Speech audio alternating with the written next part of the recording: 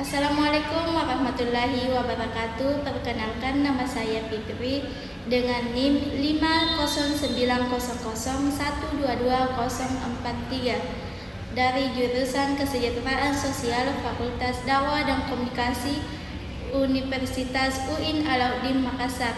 Baik, saya akan menjelaskan pengertian psikologi sosial, objek dan metode psikologi sosial. Pengertian psikologi sosial. Psikologi sosial adalah cabang ilmu psikologi yang mempelajari bagaimana pikiran, perasaan, dan perilaku individu dipengaruhi oleh keberadaan orang lain, baik itu secara langsung maupun tidak langsung. Sederhananya, psikologi sosial mencoba memahami kita berperilaku seperti ini ketika bersama orang lain, dan bagaimana lingkungan sosial kita membentuk kita. Objek psikologi sosial dibagi menjadi 4. Yang pertama, pengaruh sosial. Pengaruh sosial adalah proses di mana individu mengubah pikiran, perasaan, dan perilaku karena orang lain. Pengaruh sosial dapat terjadi dalam berbagai bentuk.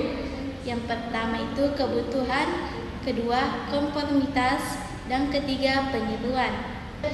Yang kedua, proses kelompok. Proses kelompok mengacu pada bagaimana individu berinteraksi dan berperilaku dalam kelompok.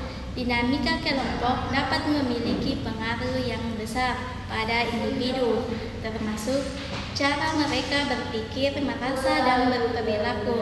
Contohnya, mengambil keputusan kelompok dan kepemimpinan. Yang ketiga, kognisi sosial. Kognisi sosial adalah cara individu berpikir dan memahami diri sendiri dan orang lain. Hal ini termasuk bagaimana individu membentuk kesan tentang orang lain, bagaimana mereka membuat atribusi tentang perilaku orang lain, dan bagaimana mereka proses informasi sosial. Contohnya seperti atribusi, prasangka, dan stereotip. Yang keempat, sikap dan perilaku. Sikap adalah keyakinan dan perasaan individu tentang suatu objek, orang lain, atau peristiwa. Perilaku adalah cara individu bertindak. Sikap dan perilaku saling berkaitan, dan keduanya dapat dipengaruhi oleh berbagai faktor. Yang pertama, agresi dan altruisme. Metode psikologi sosial. Metode dalam psikologi sosial, Prescom dan Byron 2017 menuliskan bahwa ada 3 metode yang seringkali digunakan dalam psikologi sosial, yakni observasi sistematik dan statistik, korelasi, dan eksperimen. Yang kedua, metode lain yang memiliki kemiripan dengan survei dan korelasi.